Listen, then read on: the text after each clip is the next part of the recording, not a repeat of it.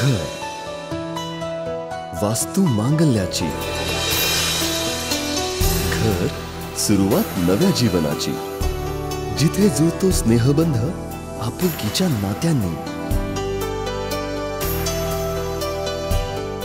जिथला प्रत्येक कोपरा सांगतो अलवार प्रेमाची कहाणी.